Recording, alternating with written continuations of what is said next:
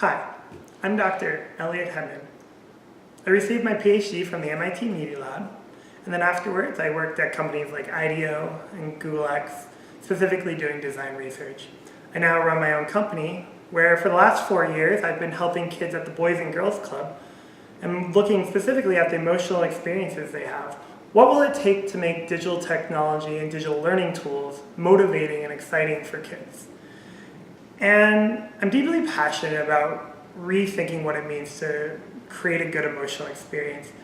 And that's usually what I give a talk on, but this year at South by Southwest, I specifically want to talk about another issue, and that is the lack of representation in the way that we represent kids in research. You see, most of the big studies that you might know that educational theory has around motivation, most of those are done with white privileged kids. You've probably done at Stanford, and they're probably done with a parent who can take the day off and take their kid in for minimal pay and have them eat marshmallows or whatnot. And that's okay, but the problem is that all of our theories about what will motivate a kid, they're done in these lab settings with kids who might not necessarily need the most motivation. When I worked with the kids at the Boys and Girls Club, I found vastly different emotional needs than what the literature provided. If I get accepted in my South by Southwest talk, what I'm going to do is I'm going to show you what kids need motivationally at the Boys and Girls Club.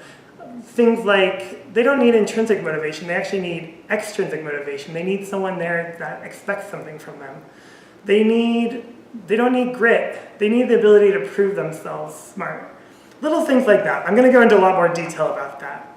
But the bigger thing here is we're going to take some of the things that we've learned at the Boys and Girls Club, and then I'm going to show you what the literature has found. We're going to do a little bit of comparison. And we're going to talk about the fact that ed tech, even though most of it is to serve underprivileged kids, most of the research is still being done with privileged kids who can take the day off and their moms can come into the office to give you opinions.